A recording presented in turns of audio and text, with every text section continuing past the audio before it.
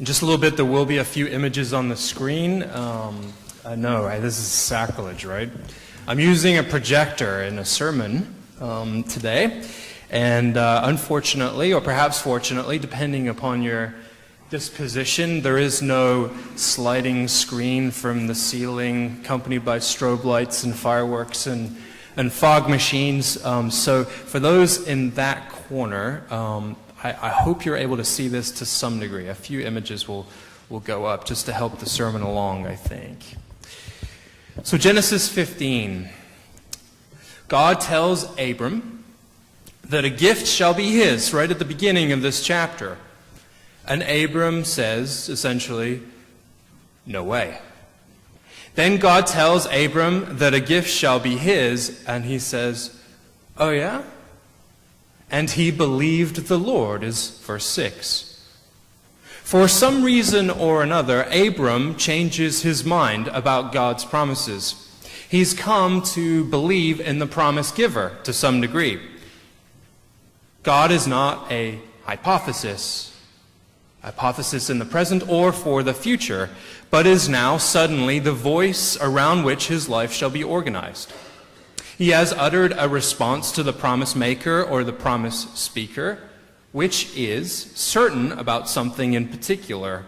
Brueggemann says, there's a future to be given which is new and not derived from present barrenness. Abram believes that God can cause a break point between the exhausted present and the buoyant future. He believes in a Genesis.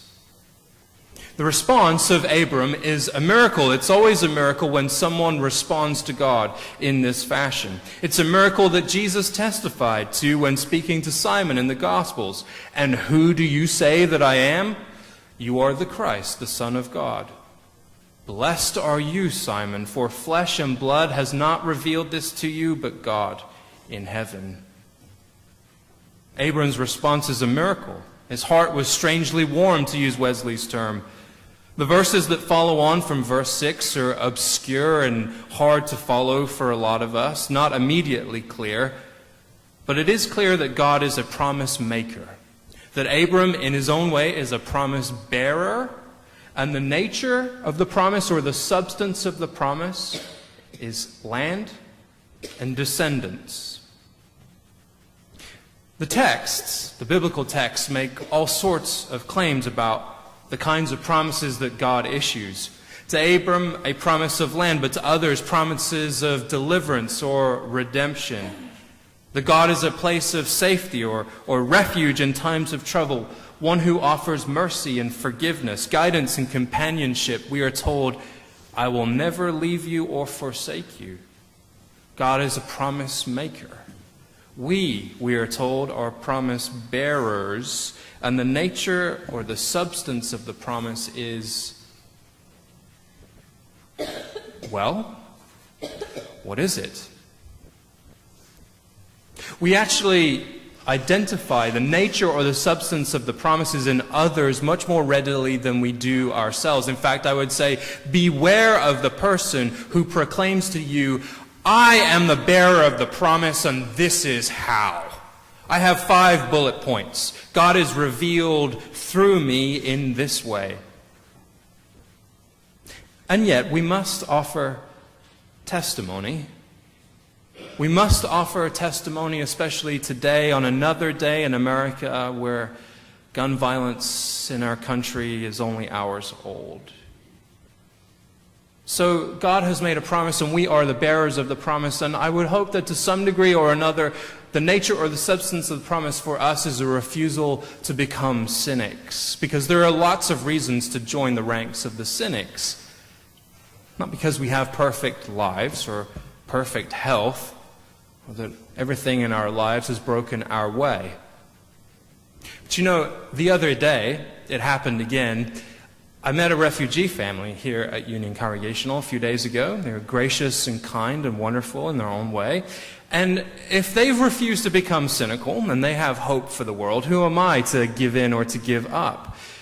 Just yesterday, a group from Union Congregational met a Syrian family in Elizabeth to help them, to be the church in the here and now. Why should I become a cynic when my community testifies to hope and love? God is a promise maker, you are a promise bearer, and the nature or the substance of the promise is, well, it depends on you. Some of you may say that the substance of the promise in God, from God in me, is salvation. But a lot of us need to unpack that. We're not completely sure what that means. Others will point to hope or love. As a nation, we have a long, weird, interesting relationship with the notion of God's promises, what God has promised us as a society. Often, as a nation, we believed that promises were couched in terms of land or even descendants, as they are in Genesis 15. Undoubtedly, the history of enmeshing the promises of God with property and prosperity is long and somewhat complex, and there are many inconvenient truths related to America and what we have called manifest destiny. The idea in the 19th century that expansionism ought to be coupled with spirituality. If you could put the first slide, there it is. That is a painting, American Progress, by John Gass from the 19th century. You can see Columbia heading west from the east, and you see where all the light is. All you beautiful, enlightened people here on the East Coast, residing in the light, as truth and freedom is brought to people like me who have come from the West, where it is very dark and strange and mysterious. Manifest destiny. The problem with manifest destiny, and there are a lot of problems with manifest destiny, but one of the primary problems with manifest destiny was that not many people in the 19th century actually believed in it. At issue for leaders in the North and the South, we're talking in very broad strokes here, was whether as the nation expanded, if slavery would expand with it. People moved west because they were given greater economic opportunity further west than they had on the East Coast. And of course, at different times, people moved west because of the discoveries of copper in Michigan and gold in California, Colorado, Arizona, silver in Nevada, zinc, and plenty else in Montana, and on it goes. People went west because there was economic opportunity in going west. That doesn't mean that their motivations were inherently bad, but manifest destiny built on Genesis 15, a Genesis 15 type of high-minded or divine sense of mission, to shed light or truth or wisdom, was a fringe view born of romanticism, often by people who had never left the East Coast, and probably also a religious fundamentalism born out of a desire to save souls for Christ. Much more than it ever was a unifying vision for us as the American people. The Harvard historian Frederick Merck said, "From the outset, manifest destiny was slight in support. It lacked national, sectional, or party following. The reason was it did not reflect the national spirit. The thesis that an embodied nationalism found in much historical writing is backed by any real supporting evidence." God is the promise speaker. We are the promise bearers, and the substance of the promise is Those who did believe in manifest destiny will have taken note, perhaps, of the ways in which Abram is told that faith means waiting and enduring. In Genesis 15, Abram is told that he will need to wait, and his descendants will need to wait. A promise given even to Abram is a promise delayed. Abram is told, yes, there'll be land and there'll be descendants, but you'll need to wait. Thanks to history, you will need to wait. Thanks to people in their free will, you will need to wait. The promise is sure, even if other people and historical circumstances get in the way. This is the maddening part of life, waiting for the right time. Waiting in faith is awfully difficult, but even waiting for the right time for economic freedom and the opportunity to grow crops and do it not at the expense of another. In order to make it work well for all, you will need to wait for the right time. Is that not what Christianity calls us toward? Waiting and watching for the right time when we view people and peoples in unity and solidarity and part of the same human family? You'll find that on your sheet, which has been floating in your bulletins the last couple of weeks, labeled The Evolution of Religion. You'll see in the bottom right-hand corner there that we are called to a new unity, but that's the last step, so I'm getting ahead of myself. You'll see there that the chart flows from top left, down the left column to the bottom right, on the right-hand side. It begins so that a community in crisis unites by blaming one person for all its problems. And that killing the victim brings temporary peace. The victim is cause and cure of the crisis. Over time, ritualized scapegoating occurs. We know this to be true, don't we? If you've ever been to Hawaii or heard of the human sacrifice temples in Hawaii, dedicated to the god Ku on the Big Island is one such example. The violence appears to be sacred and good. It appeases the gods. It does its job because it brings temporary peace to the community through sacrificing of the scapegoat. And we can see tension building around this formalized ritual in the book of Genesis with the story of Abraham and Isaac, when Abraham is led to build an altar to sacrifice his own son. That is surely an anthropological narrative that legislates against human sacrifice. God interrupts. Stop, Abraham, or in other words, nation of Israel, knock it off. The evolution continues then with an extremely slow, maddeningly slow renunciation of God as violent, as the comic sadist and eternal vivisector, to use C.S. Lewis's term. In fact, God is revealed to be on the side of the weakened and the victim, notably for Christians in the voice of Christ, who himself was marginalized and victimized, who equally notably did not resist that victimization. If ever there was a story of the divine recognizing the plight of the victim, it was in Jesus himself where we hear of this revelation. If people can sacrifice the Son of God, one who seemingly does little to no wrong, then what import does this have for our willingness to make victims of people or to make scapegoats of others and to claim violence as a moral good?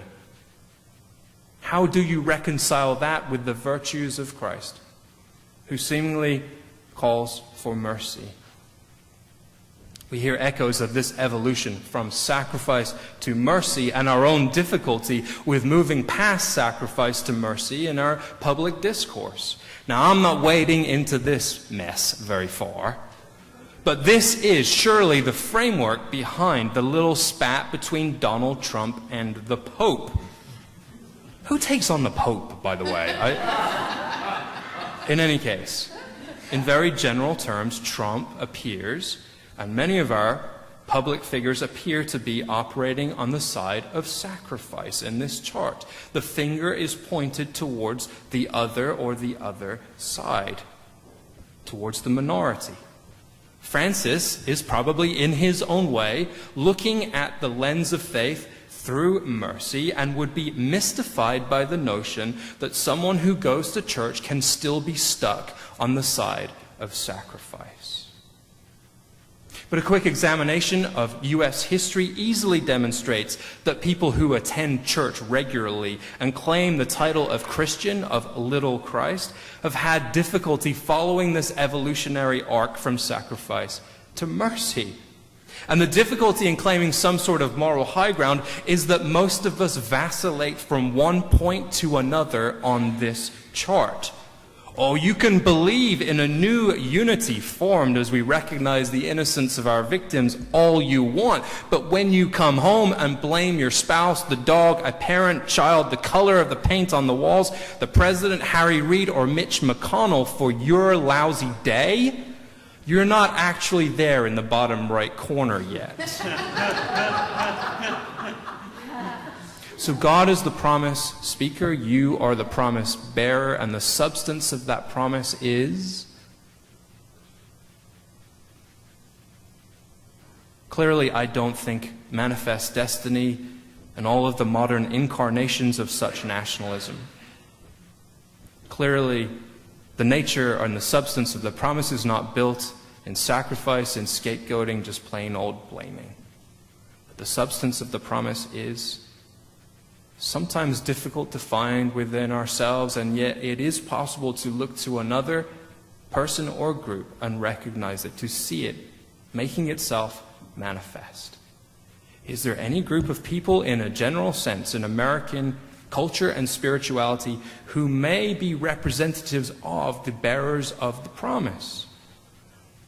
Those who have been systematically scapegoated are more likely to be representative of a spirituality grounded in future hope amidst present barrenness. And I feel like it's worth noting that it is Black History Month. Over my head, I see freedom in the air. We'll sing to close our service today. A song first sung and recorded by Sister Rosetta Tharpe. There she is. There would be no Johnny Cash, Little Richard, or Chuck Berry without Sister Rosetta Tharpe. Born in the city of Cotton Plant, Arkansas. Current day population, 649.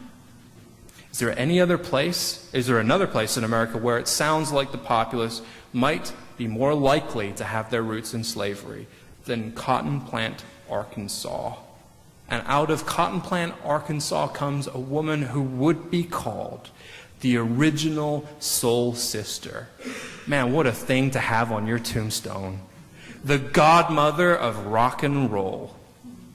That is worth saying again. The godmother of rock and roll is from Cotton Plant, Arkansas. Of course, churchgoers were, in some parts of the South and also the North, deeply offended by Tharpe playing her own blues guitar on stage. She was usually alone up front, and she had a supporting choir that had males in it that was stood off at a distance behind her, while she sang Down by the Riverside or This Train or Over My Head. As she blurred the line between the secular and the sacred, she also blurred the line between present barrenness and future hope. She was a clear sign that God is the promise speaker, that she was a promise bearer, and the substance of the promise is liberation. That doesn't mean that following Sister Rosetta Tharpe that there weren't any reasons to sing the blues, of course. Indeed, for many communities, the blues and the gospel have been fused for a long time. A lot of us can sing along to the blues. It is, like Abram was in the first couple of verses of Genesis 15, a hypothesis. Maybe life is like this for some people while others sing the blues because they have the blues, but gosh, this is nice music. The blues, of course, is born of lament, of perpetual present barrenness that is seeking some kind of hope, even when the barrenness is playful. Even when the barrenness is playful. One of my favorite songs, Muddy Waters. I got my mojo working. Does anyone know that song? I got my mojo working. What a great hook that song has. I got my mojo working. It just won't work on you. Buddy Guy, 5 long years, epitomizes mournful and soulful. I got a job at a steel mill. I'm shucking steel like a slave. 5 long years, every Friday I went straight home with all my pay. I've been mistreated. And you've got to know what I'm talking about. I worked 5 long years for one woman, and she had the nerve to kick me out. Lord. She had the nerve to kick me out, the blues. Lord. A little reminder of the gospel at the end. A blues gospel, even when it is mournful or framed as a lament, even when it is playful and funny, is still a blues gospel. Real life tinged with hope amidst a present barrenness. A future buoyancy that does not rest on the sacrifice side of the ledger, but coaxes one toward the mercy side, the side of unity, forgiveness rather than vengeance, at least when we are our better selves. God is the promise speaker. You are the promise bearer, and the substance or the nature of the promise is prayer, love, relationships, hope, liberation, the freedom to serve your neighbor, a peace that endureth, perhaps many other things. Did you know that you bear God's promises? Did you know that? Peace be with you.